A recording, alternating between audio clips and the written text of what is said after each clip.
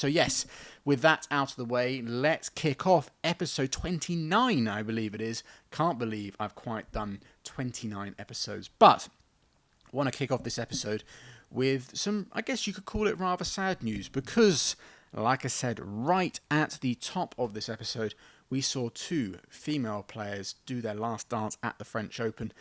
So yeah, that's where I want to start this episode. So the first player I want to talk about is Korea's Chae Jung. She announced her retirement on Instagram, and it was quite a surprise to everyone. I'm not sure many people, other than probably the coaches and her close friends, and obviously her badminton teammates, probably were aware that this was happening. I was certainly unaware and caught surprise. I think a few people sent it to me, her post on Instagram, via DMs, and I was a bit like, what's this?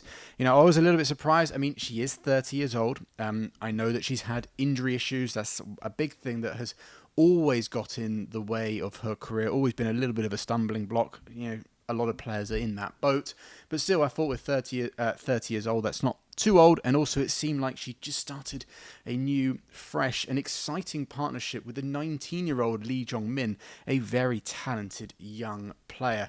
But alas, that is no longer going to be going on, that partnership, as Chae Jung, like I said, on Instagram announced that she would be retiring from the Korean national team. I don't know whether that means that she's going to continue playing on for clubs and internal stuff, because there's obviously a lot of competition and national competitions within Korea. So hopefully we'll still get to see her play a little bit, because she's still got plenty to give in the sport of badminton. She's still an incredibly exciting and interesting player to watch. So yeah, no, I kind of want to take this opportunity to obviously sing my praises of Chae Jung, because I've been an admirer of her badminton for a long time, and obviously highlight some of her top achievements, which there are numerous, but I've picked out three that I think are incredibly big and important. The first, I'll go not necessarily in order of importance, but you could possibly see it that way. The first one is she did win the China Open Super 1000. Her and Jae didn't win many big tournaments. We're talking like the Super 750s and Super 1000s, but they were able to win the China Open. That was in 2023, and that was following, I believe it was following, their World Championship win earlier in the year, where they won it in Copenhagen, where they did it by beating probably one of the best mixed doubles pairs in the history of the game, Zheng Siwei and Wang Ya-chong. And actually, before I talk about the third major achievement, leading on from talking about Zheng Siwei and Wang Ya-chong for a big period, especially from 2023 and into the Olympic year of 2024, they were this pair, Jae and Chae Jung, were the pair that were kind of the thorn in the side of Zheng Siwei and Wang Ya-chong. They were certainly the pair that I think had that pair and the Chinese coaches worried a little bit. I know when I spoke to Christian Luque, the physical coach for Zheng and Wang, that the Chinese coaches were a little worried when at the Asia Championships in 2024 in the semi-finals, Jae and Chae Jung defeated Zheng Siwei and Wang Ya-chong. That did send a few little ripples, a few little worries, because that was in the build-up towards the Paris Olympics. Jae and Chae Jung, for that period, for that kind of year and a half, were definitely one of, if not one of the best pairs in mixed doubles. But obviously, even before then, they'd been a very successful pair from prior to Tokyo Olympics. So they've been around for a long time. They were one of the four pairs, or the top four pairs, when you had Zheng Siwei and Wang Ya-chong, Wang Dongping and Wang Lilu. You had Dichapon and Satsuri, and then you had Yuta Watanabe and Arisa Higashino. They were kind of the top four, and then just outside that, you would have Jae and Chae Jung. Good company to be in there. But going back to the three major achievements, the other one, which obviously a lot of people will always remember, is that Chae Jung won the deciding mixed doubles in the 2017 Sudaman Cup final when Korea beat China. Probably one of the biggest upsets, if one of the major upsets ever in the Sudaman Cup history, because Korea, I did a whole video on this, so I won't go into too much. I might link that in below, or I might put it up at the top of the screen up here, but it was an incredible win for the team that Korea had. No one expected them to win, and obviously with the team that China had. I know it was just after an Olympic Games when China were kind of in a transitional phase and could be seen as quite vulnerable, but even so, the team that Korea had, no one expected them to do well, especially not to win, and it was Chae Jung at that point partnering Choi So-gyu that won the deciding mixed doubles. It was an absolutely fantastic match, and probably a close even I think probably with the world title in 2023. But yes,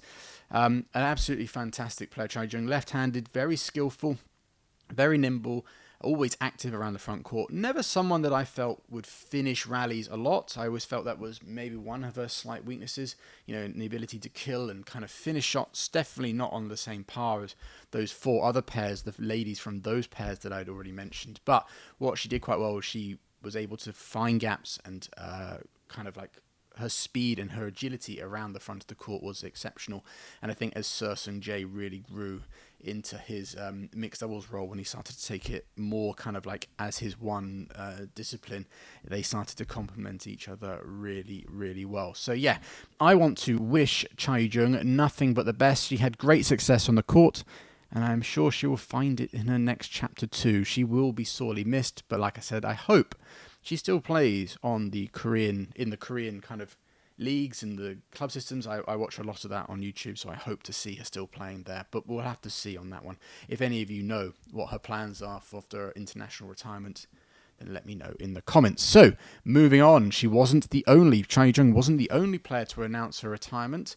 The other one that I've heard, and although I must admit, this one has only been through Badminton Talks, IG, and they're pretty reputable, so I'm going to take this as fact, and that is Chen Qing Chen, the current Olympic champion in the women's doubles. One of the greatest female doubles players ever, definitely one of the most successful. She had majority of her success, which I'll get to in a second, in women's doubles, but she also had an incredibly successful mixed doubles career. It was very short-lived. She focused mainly in women's doubles pretty early on, but in those early years, in your 2015 to around 2017, 2018, her and Zheng Siwei, reached a world final in 2017, became world number ones, won the Super Series finals, won a whole load of Super Series tournaments. But I think it was around the end of 2017 where she truly focused solely on the women's doubles. Obviously, her and Jai Fan, who was her partner, which she achieved everything with, have come back for these last 3 tournaments, with the French Open being the final one, and they were able to reach, like they did in Denmark, they reached the semi-final. It was a pretty remarkable result, actually, especially, in all honesty, having watched them play.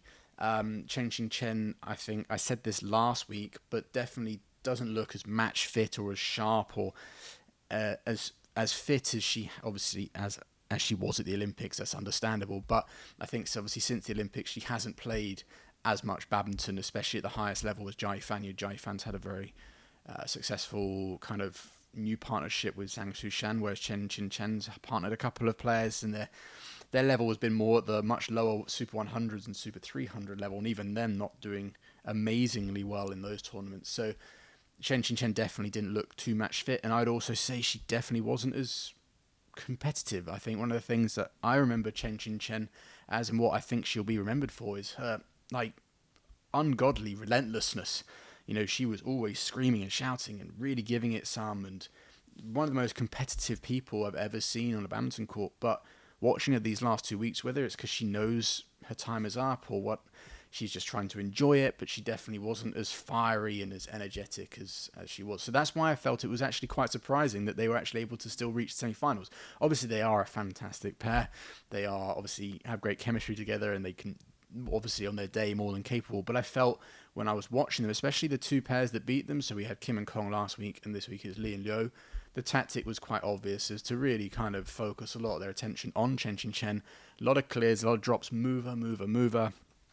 She was getting tired or just wasn't able to kind of, like I said, play with enough intensity that was going to really break down the top pair's defenses. So that's why I was quite surprised that she was able to possibly beat pairs like Shida and Igarashi in Denmark, and Pearly Tan and Tina Muralitharan this week in France, although maybe for the Malaysians, fatigue also, because they played all 3 tournaments, Arctic, Denmark and France. Maybe fatigue was a bit of a factor for them, but still, no, I was quite impressed that they were able to reach 2 semi-finals, and yeah, they admitted in an interview afterwards that whilst it wasn't an amazing result, they were obviously very pleased with the semi-final. It wasn't a win or anything. Their last dance, they didn't end it like, say, Zheng Siwei and Wang Yachong did last year at the World Tour Finals by winning their last tournament.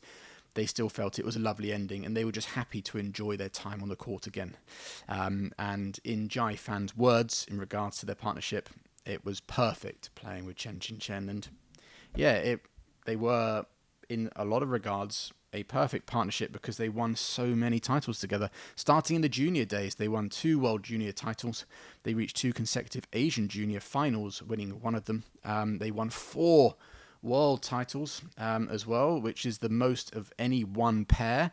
They reached 2 Olympic finals, winning the gold in Paris. Unfortunately, they did get the silver in Tokyo. They won 2 Asian Games titles, and they also won numerous world tour titles. I think it's 40 plus. So an absolutely incredible, badminton career resume there. There aren't many women's doubles pairs that can say that they've got the same. I don't think actually really there are any in terms of overall number of titles and all that kind of stuff. Absolutely amazing. So yeah, like I already said, Chen Qing Chen was a feisty player. She was I think she's got the nickname Dora after Dora the Explorer, mainly because of not so much her hairstyle now, but when she was younger, she always had this like bob hair, which looked like her. But yeah, like I said, she was relentless in her competitiveness and her desire to win. And so I'm sure she will take that attitude on to whatever is next. Although she did also admit in that interview with the BLF that she will now travel to tournaments to support Chae Fan. She's going to be the one in the crowd shouting, "Come on!" So, and Chae Fan does intend to play on for much longer. So it'll be quite interesting to see if she actually does that, and we'll see her in the crowd. Maybe I'd like to see her, and we'll probably likely see her at the tournaments in China. But maybe we'll see her actually travelling around as Chae Fan's personal support group. Who knows? That could be quite fun. But yes. Happy retirement, Chen Qing Chen. Absolutely outstanding player, out of this world. And I wish you nothing but the success in whatever comes next for you.